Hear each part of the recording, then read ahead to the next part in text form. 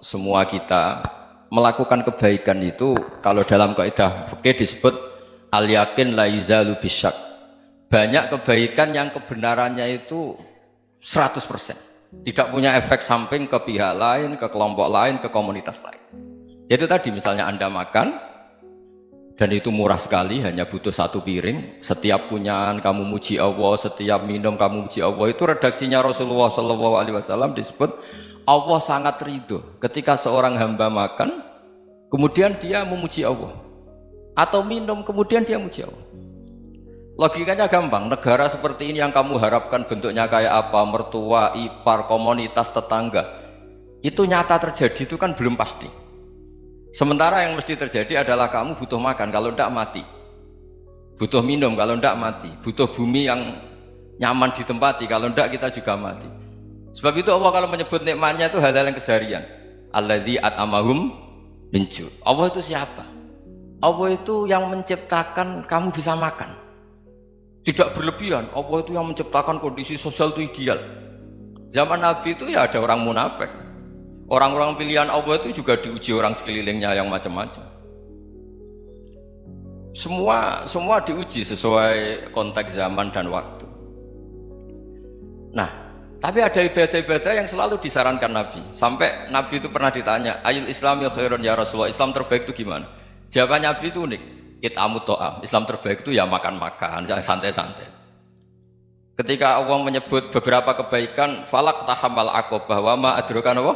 Mal aqobah. Terusannya apa? Fakku rokobah. Terusannya apa? Au it'amun fi yaumin di masubah. Ya, atau acara makan-makan itu juga Islam. Kenapa? Ya bayangkan kalau tidak ada makanan, kita mati kan? Kondisi sosial tidak ideal tuh Anda masih gak apa-apa, tapi kalau Anda tidak makan, Anda tidak minum, kamu punya istri cerewet masih bisa hidup, punya mertua cerewet masih bisa hidup, tapi kalau tidak makan bisa mati. Berarti penting mana istri sama makan? Penting mana? Makan. Semoga istri Anda dengar, nanti kamu disuruh makan tapi pulang deh. Itu kalau dibahasakan makan masih memahami. Penting mana nasi satu piring dengan istri? Nggak ada nasi mati, nggak ada istri belum mati. Penting mana?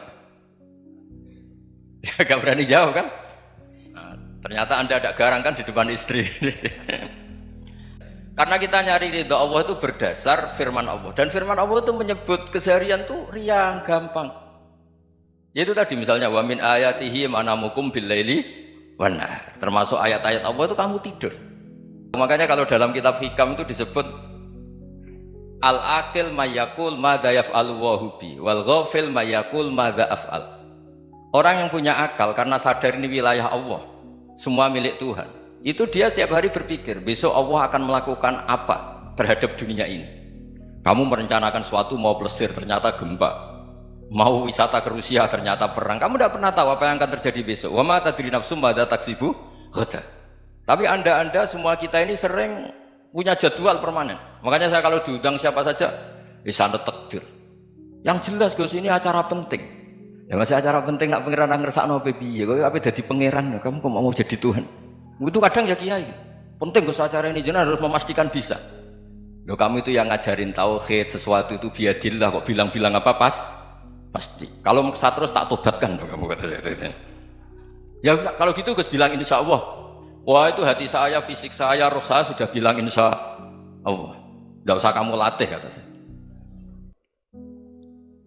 Nah hal-hal tauhid keseharian itu gampang sebetulnya. Wal ghafil yaqulu madza af'al. Tapi orang yang lupa Allah dia setiap hari bilang besok apa? Kita bisa melakukan apa? Seakan-akan dia itu aktor, dia penting, dia subjek permanen, dia. Padahal kita ini hanya objek kehendak Allah Subhanahu wa taala. Karena kita yakin sesuatu yang terjadi di alam raya ini kita tidak bisa apa-apa. Makanya saya sering ngaji, sering bilang saya. Ketika Anda mensifati Allah, dia yang menghidupkan. Sudah itu tanamkan, sehingga ketika kita mati, santai saja. Kenapa santai? Allah punya cara menghidupkan kita. Zaman kita hidup juga gak tahu caranya ngelola jantung, ngelola paru-paru. Kamu juga gak tahu ngelola oksigen yang tidak beracun, tidak mengandung polusi. Tahu-tahu hidup. Gak ingin tua ya tahu-tahu tua, gak ingin mati tahu-tahu mati. Selama ini kita hidup juga gak tahu apa-apa sebetulnya. Hanya gaya tok, punya jadwal, punya planning. Kalau kamu bisa menentukan pilihan Anda, pasti Anda istrinya cantik, 4 neriman semua, qanaah semua. Nyatanya enggak kan? Ada 1 jelek, cerewet. Oh itu kan, nyatanya enggak bisa apa-apa Anda kan? Dan kamu bawa mati lagi. Itu kan, istri Anda juga gitu, punya keinginan, punya suami yang ganteng, yang jabat, yang neriman, yang enggak poligami. Ya enggak kesampaian juga. Kalau kita ngitung tingkat kegagalan kita itu gagal terus. Ya kan? Nah, terus ingat Allah, madza yaf'alu wa bi. Orang yang punya akal selalu berpikir Allah itu menghendaki apa terhadap saya. Loh, sama-sama orang ngelihat orang yang serius, itu kata Anda itu pemikir berat, serius. Senang punya tokoh yang merengut karena kamu anggap serius. Tapi sebagian orang anggap orang yang serius itu wong merengut, wong masam, wong muka kok ditekuk. Jadi sama itu hati ya muqallibal qulub tsabbit qalbi ala dini, karena kita nggak tahu cara berpikir kita tentang orang lain, tentang sekeliling kita. Misalnya kita orang baik yang jenis ngrumat fakir miskin, ada orang bangun masjid mewah itu janggal. Apa artinya masjid mewah kalau banyak orang kelaparan? Tapi kalau yang jenis pendidikan, apa artinya masjid mewah kalau tidak bisa ngaji? Nanti yang jenis infrastruktur, apa artinya ini kalau semuanya punya sudut pandang yang berbeda-beda. Dan Islam mengapresiasi semua kebaikan.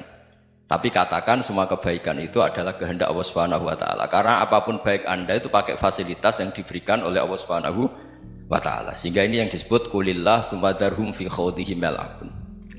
Ya kembali tadi ke tema-tema bahwa keseharian Anda ini sudah Islami.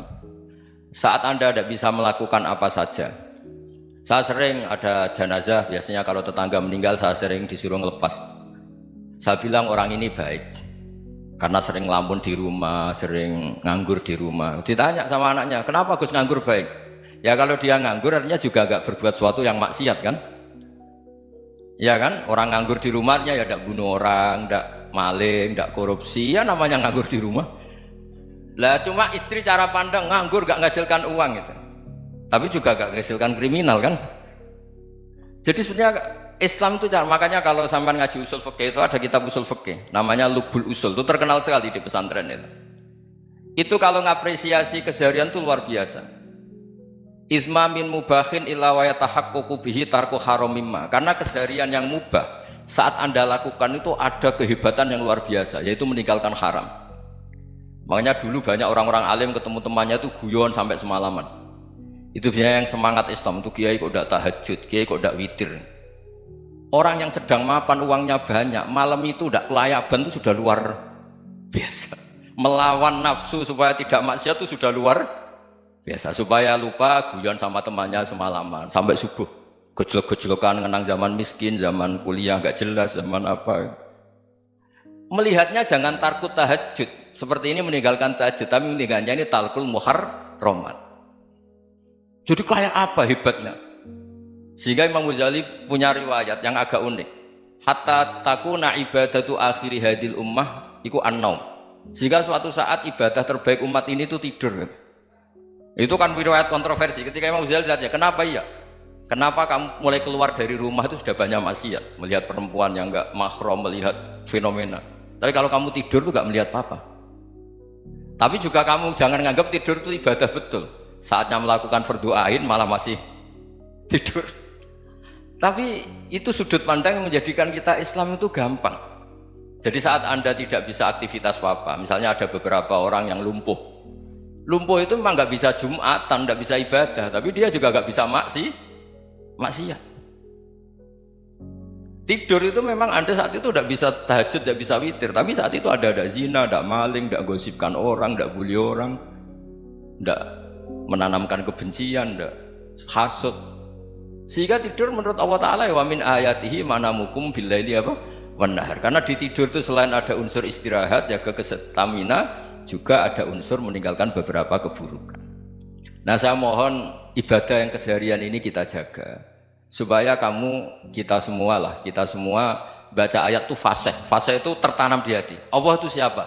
Alladzi at'amahum min ju'i wa amanahum min khauf. Dan Allah kalau cerita di Quran itu anna sababnal ma'a sabba thumma syaqaqnal ardha wa syaqqa fa ambatna fiha habba wa inaba wa qadba wa zaituna wa nakhla wa hadaika hulba. Kamu tahu saya ini siapa kata Allah?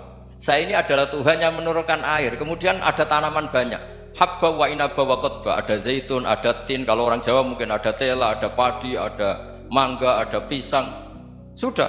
Wa inaba wa zaituna wa nakhla wa hadaika hulba. Ada perkebunan yang lebat. Tujuannya apa? Mata Allahkum, silahkan kamu pakai, kamu nikmati.